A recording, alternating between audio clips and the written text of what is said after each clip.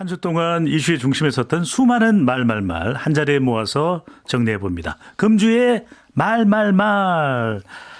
시사인 김동인 기자 그리고 미디어 인권연구소 뭉클하네요. 이봉우 연구원 함께합니다. 어서 오십시오. 네, 안녕하세요. 네, 안녕하세요. 네. 자, 제 목소리를 들으시고 표디가 아닌데 이렇게 생각하시는 분들 계실 텐데 오늘만 대타 진행을 맡은 배추도사 회종찬입니다. 자, 먼저 그러면 김동인 기자가 준비한 말부터 들어볼까요? 네, 요즘 윤석열 정부 첫 인사의 마지막 열쇠 그리고 마지막 남은 인선인데요. 관련 발언 먼저 들어보겠습니다.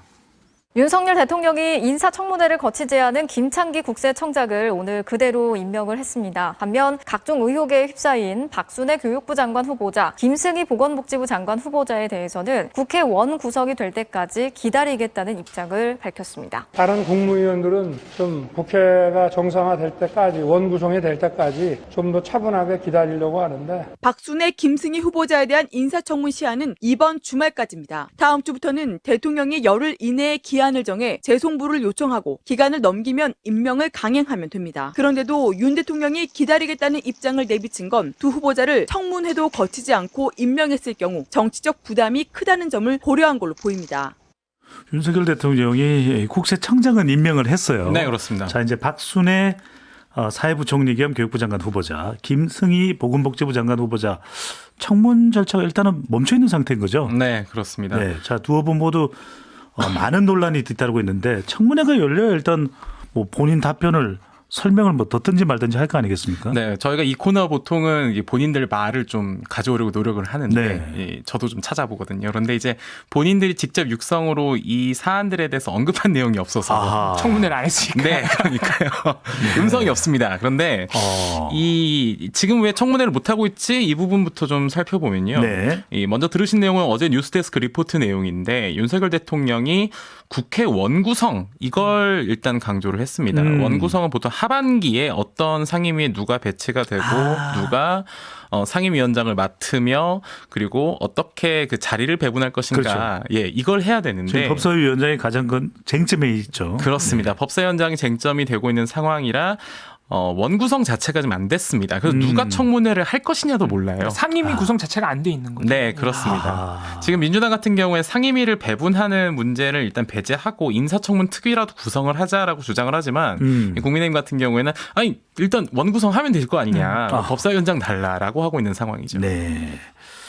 일단 양당이 입장 차를 좀 좁히지 못한 상황인데 네. 양당의 어떤 관련 발언도 한번 들어보시겠습니다.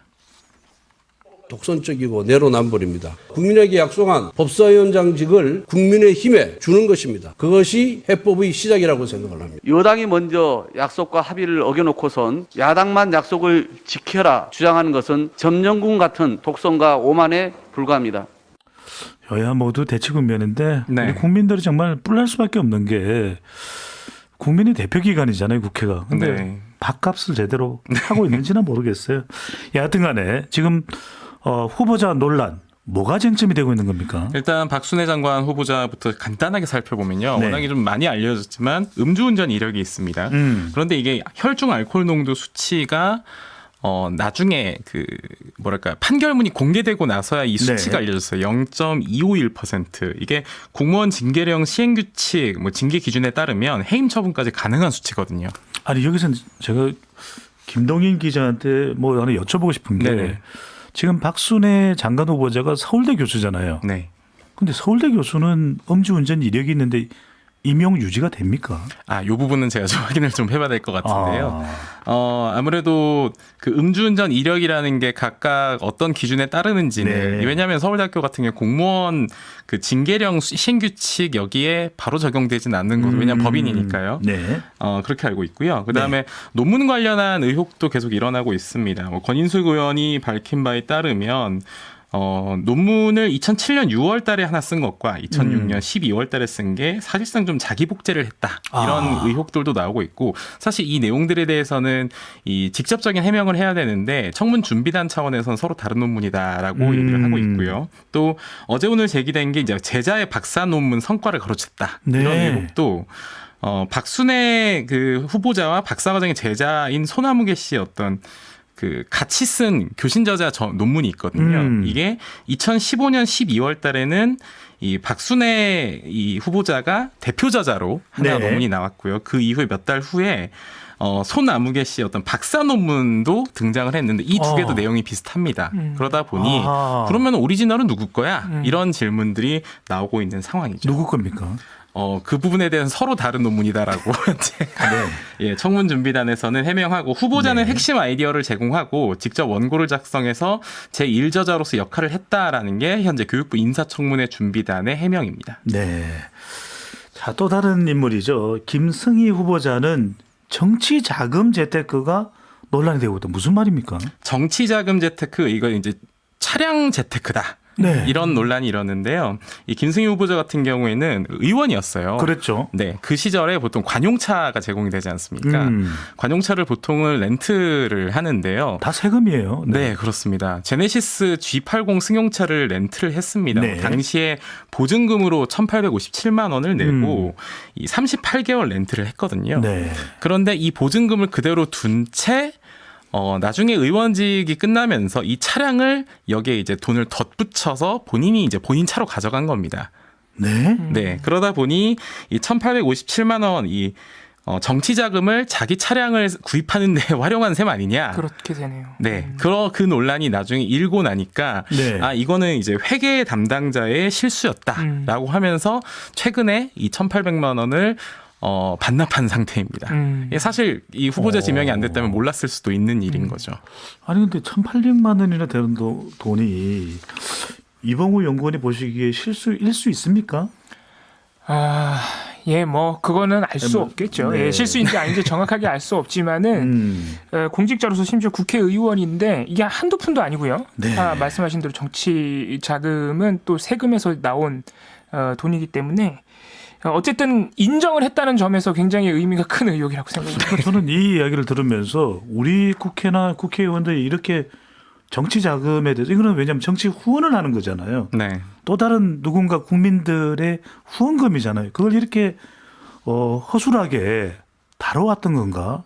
정말 아쉽죠. 다른 국가, 다른 선진국도 이럴까라는 생각이 드는데 보험료 이야기도 나오네요. 네, 정치 자금으로 지금 남편 차량의 보험료를 대신 낸 것도 네. 확인이 되고 있고요. 83만 원 정도 지출을 했다고 나오긴 하는데 이 차량이 이제 김 후보자 남편의 차량이었다. 이런 의혹도 제기가 되고 있습니다. 네. 이 밖에도 그 법률 고문으로 일했던 로펌에서 이해관계 충돌이 일어났던 것 아니냐 이런 논쟁도 일어나곤 있지만 사실관계에 대해서 본인 답변을 들으려면 아무래도 청문회가 필요하지 않겠냐 네. 이런 지적들이 나오고 있습니다. 그럼 뭐 청문회에 확인을 해야 되는 이야기는 저는 늘 이런 이야기 들을 때마다 잘 이해가 안 되는 게 네. 83만 원 이 정도 돈 자기 돈 내면 안 되나요? 자, 다음 말은 어떤 내용일까요? 네, 한국 정치사에서 살아있는 인물, 네. 역사와 같은 인물이 한 명 있는데요. 이 인물이 최근 남긴 말이 화제에 오르고 있습니다. 한번 들어보시겠습니다. 누굽니까? 박지원 전 국정원장. 안녕하세요. I am back. 박지원이 돌아왔습니다. 돌아오셨네요. 소위 국정원에 보면은 정치인, 기업인, 언론인 등 우리 사회 모든 분들을 조난 자료, X파일을 만들어 가지고 보관하고 있어요. 이것이 공개가 되면은 굉장히 사회적 문제가 되고 이 자료를 저는 여야 의원들에게 이 불행한 역사를 남겨놓으면 안 된다. 그러니까 특별법을 제정해서 폐기해야 된다 하는데 이걸 못했어요. 영부인 김건희 여사의 부속실은 반드시 만들어야지 왜 안 만드냐? 이건 반드시 사고 나게 돼 있다. 봉화에 간 것 얼마나 잘하셨어요. 그런데 거기에 동행한 사람이 문제가 되고 있잖아. 심지어 뭐 무속인이다. 그런 보도도 있더라고요. 다행히 그 무속인이 아니어서 저도 안심했습니다만은 또 김건희 여사 팬카페 회장이 시민단체로 발전시키기 위해서 모금을 하겠다. 그걸 지적하니까 쌍소리로 비난을 하고 이게 문제가 된다고요. 이미 사고가 붙었어요. 네, 정말 달변이래요. 제가 조금 있다가 할 내용을 지금 박지원 원장이 다 얘기해요. 다 이야기를 하시네요. 그럼 저기 이봉우 연구원은 먼저 가셔도 돼요. 아니 그러면 안 되고요. 자, 저하고도 특별한 인연이 있는 분인데 말 그대로 정치 9단이 아니다. 이제 정치 15단이다. 네. 아마도 우리 방송 지금 듣고 계실 텐데 곧 아마 또 조만간 출연하실 것 같아요. 네, 출연하실 거죠? 네. 자, 그런데 대중 앞에 다시 모습을 드러낸 것은 상당히 반가운 일인데 논란이 되고 있습니다. 그렇습니다. X파일 논란. 방금 전에도 관련된 내용이 있긴 했는데 네. 자, 이게 지금 논란이 되고 있는 거죠. 그렇습니다. 맨 처음 들으신 내용이 6월 10일 CBS 김현정의 뉴스쇼에 출연한 박지원 전 원장의 네. 말이고요. 그리고 두 번째는 오늘 아침 MBC 라디오에서 발언한 내용입니다.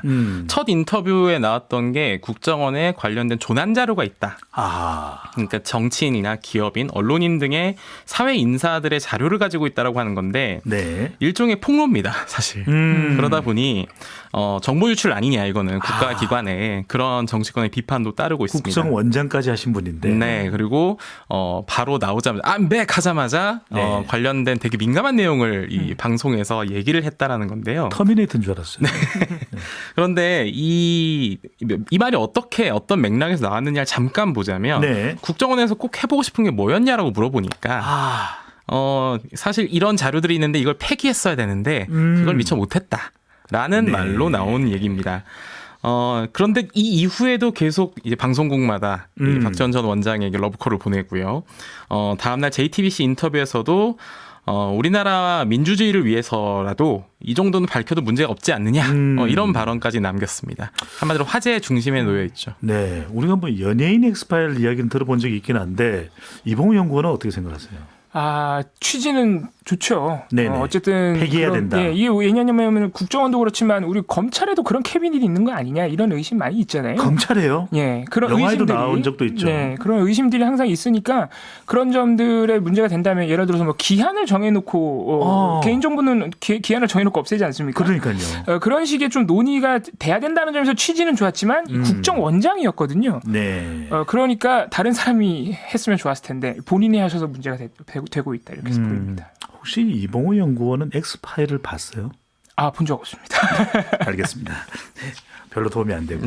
자, 김 기자님, 워낙 네. 또 뭐 박지원 전 국정원장 그러면 산전수전, 뭐 육전, 해상전 다 거친 분인데 그렇습니다. 그러다 보니까 정치 현안에 대해서도 거침없이 이야기를 많이 하고 있네요. 네, 두 번째 발언 그러니까 조금 전 김건희 여사에 관한 발언이 네. 대표적이죠. 윤석열 정부가 신선한 점도 있지만 두 가지에서 실수가 나올 것이다 이렇게 본인이 예측을 하면서 나온 말입니다. 박스트라다무스네요. 네, 그런데 그럼 한 가지는 그럼 영부인을 관리하는 제2부속실 문제 이걸 들 수 있고 나머지 하나는 뭐냐 그랬더니 대통령이 아침마다 출근하는 길에 얘기를 하는 이 도어스태핑 그러니까 출근길에 말하는 정제되지 않은 말들이 조만간 사고를 칠 것이다. 이런 예언을 한 것입니다. 아직까지는 사고가 없다고 봐야 되겠죠. 하지만 아무래도 정제되지 못했고 관련 발언들이 나중에 확인해 보니까 네. 대통령실에서 뭐 부인을 한다거나 아니면 아직 정해진 게 없다라거나 이런 식의 소란은 있지만 조만간 이 과정에서 한번 사고가 일어나지 않겠느냐라는 게 박지원 전 원장의 입장이죠. 더불어민주당에 대해서도 훈수를 뒀어요. 네, 그렇습니다. 우리가 흔히 말하는 졌지만 잘 싸웠다. 네, 이런 잘 분위기로 가면 또 진다. 이런 훈수를 두었고요. 지금 네. 복당을 신청을 한다고 했어요.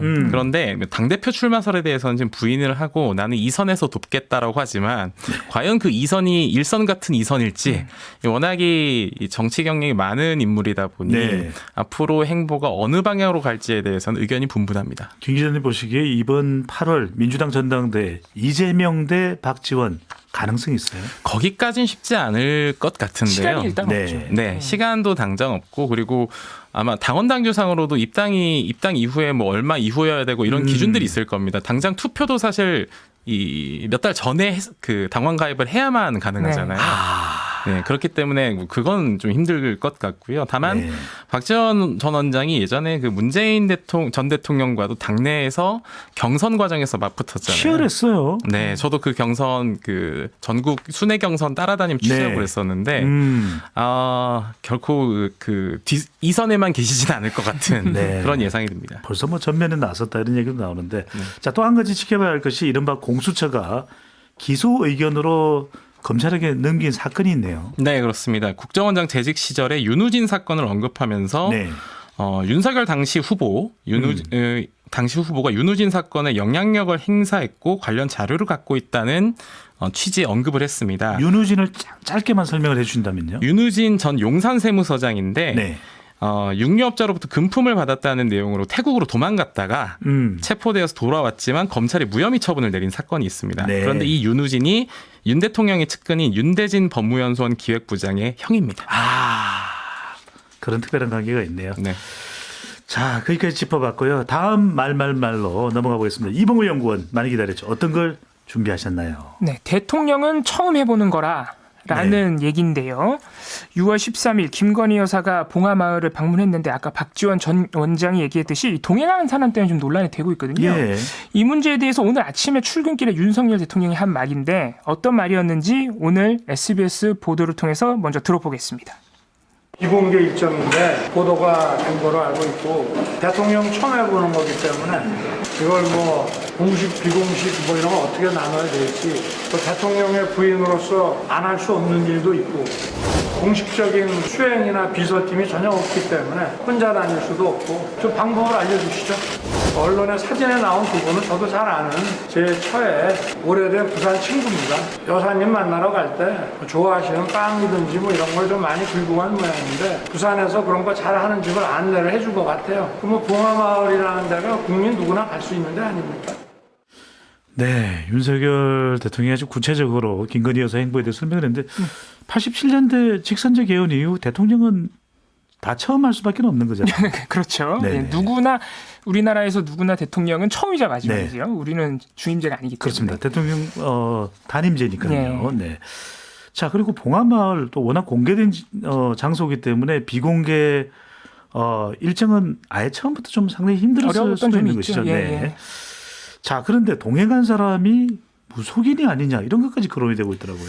예, 그렇습니다. 사실 이 논란은 일단은 봉합이 된 상태입니다. 네. 대통령실에서 적극적으로 해명을 했고 방금 들으셨다시피 윤석열 대통령도 해명을 네. 했기 때문에 근데 조금 과정을 말씀드리면은 13일에 봉하마을을 김건희 여사가 방문을 하고 권양숙 여사도 예방을 했는데 이제 사진이 찍히잖아요. 네. 사진 찍혀서 보도가 많이 되는데 그 뒤쪽에 이제 참배할 때 뒤쪽에 서 있는 한 세 분 정도가 이제 누구냐 이런 의심이 생긴 겁니다. 인터넷 커뮤니티에서 시작이 됐는데 네. 그분 중에 한 분이 이제 여성분인데 그분의 그 전체적인 어떤 태도라든가 옷차림 예를 들어서 슬리퍼 같은 걸 신고 있다. 네. 또 가방은 좀 너무 비싼 명품 같다. 명품이다. 예, 이런 의심들이 이제 인터넷에 제기가 됐고 또 그 인터넷 커뮤니티 글에서는 한 무속인의 사진을 가져와서 네티즌 수사대가 발동이 그렇습니다. 됐네요. 예, 같은 네. 사람 아니냐 이런 의심까지 나왔는데 이게 이제 언론 보도로도 나왔던 것이죠. 민주당도 언급을 했습니다. 네. 그래서 대통령실에서는 이제 해명을 했습니다. 총 4명이 그 일정에서 수행을 했고 3명은 대통령실 직원인데 그 한 분은 이제 김건희 여사의 아주 친한 10년 직이라는 것이죠. 네. 그래서 봉하마을 방문하는데 친구 데려간 게 그렇게 문제가 되냐. 추모의 마음을 이렇게 사적 논란으로 만드는 민주당이 참담하다. 이렇게 대통령실에서 적극적으로 반박을 했고요. 네. 이준석 대표도 친구 데려가면 안 된다는 법이라도 있냐. 강하게 반박을 했습니다. 그런 상황인데. 네. 법은 어떻게 되나요? 친구 데려갈 수 있나요? 그 봉하마을은 그냥 열려 있습니다. 아무 때나 누구나 가도 됩니다. 네, 그런 상황인데 어떻게 생각하세요? 근데 방금 말씀하셨지만 비공개 여부 그리고 친구가 가면 안 되냐 이 부분이 지금 국민의힘과 정부의 입장이거든요. 이게 과연 문제의 본질일까 이런 생각도 좀 드는데요. 그러니까 제가 김동희 기자한테 묻고 싶어요. 박지원 전 원장도 아니 뭐 봉하마을 잘 간 거예요 이렇게 얘기 나오는데 지인과 동행한 건 어떻게 생각하세요? 뭐 지인과 동행을 했다라는 사실 자체를 가지고 우리가 뭐 왈가왈부할 필요는 없을 것 같은데 네.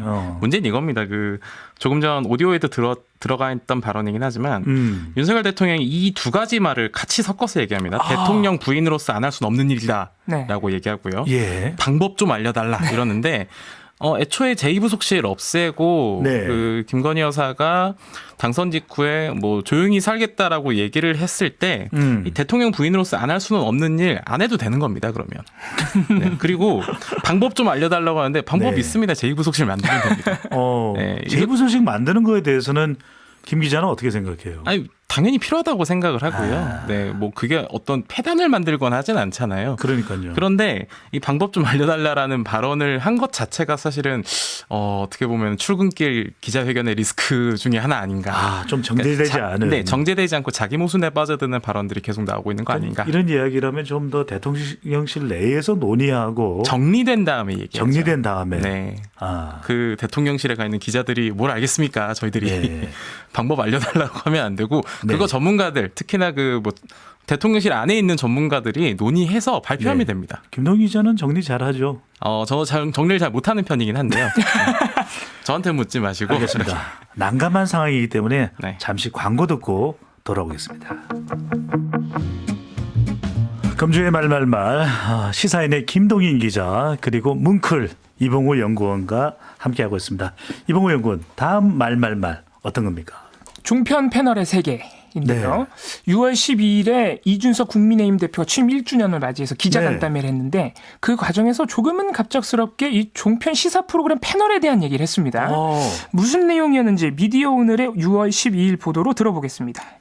제가 1세대 종편 패널에서 아는데요. 10년 동안 그 사람들 이런 말까지 해서 될지 모르겠지만은 작가들이랑 서로 이렇게 밥 사주고 하면서 끈끈하게 이어져가지고 절대 안 잘려요. 사고 치기 전까지는. 대선이든지 큰 선거 치르려는 사람이면은 옛날 같으면은 논설위원들이나 이런 분들하고 자주 좋은 관계 하려고 하겠지만은 이번 대통령 선거 경선이요. 다들 그 종편 패널 다 가가지고 속된 말로 엄청나게 작업했습니다. 다들. 당을 가리지 않고 서로.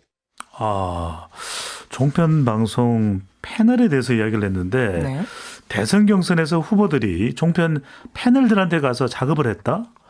후보들이 방송에서 자신에 대해 좋은 얘기 해달라고 했다는 걸로 오해를 살 수도 있는 얘기 아닙니까? 예, 실제로 그래서 미디어 오늘이 네. 국민의힘 김형동 수석 대변인한테 바로 이 발언의 의미에 대해서 물어봤는데 네. 이 김형동 대변인이 곤혹스러워했습니다. 그래서 정확히 답변을 드리기는 어렵고 이 아무래도 종편 패널들이 대체적으로는 객관성을 띠기보다는 네. 좋은 말로 하면 정무적이고 나쁜 말로 하면 한쪽 편을 들고 또 일부는 배설하듯이 말하는 분들도 많기 때문에 네. 그런 세태에 대해서 비판하는 의미로 받아들여 달라 이렇게 대답만 했어요. 네. 근데 이게 이제 맥락을 살펴보면 그렇게 또 틀린 말도 아닙니다. 이준석 대표가 패널 그러니까 종편 패널 기존에 하셨던 분들에 대해서 비판적 인식을 갖고 있는 것 같아요. 왜냐하면은 이 발언 자체가 기자가 질문이 이랬습니다. 네. 그 토론 배틀 같은 걸로 이준석 대표가 청년 대변인들을 뽑았는데 그렇죠. 그분들의 미래가 앞으로 어떻게 됐느냐, 세대 교체 어떻게 됐느냐 물어봤더니 이준석 대표가 이제 내가 그 사람들 뽑아서 종편 패널까지 세대 교체를 했다 이런 식으로 이제 얘기를 하다 나온 얘기거든요. 네. 그러니까 아마 그런 오해를 우리가 하더라도 이준석 대표가 아마 비판적 의미로 그런 얘기를 한 것으로 보이긴 그렇군요. 합니다. 네. 실제로는 어떻습니까? 뭐 종편 시사 프로그램 패널들 편파적이다, 막말을 한다.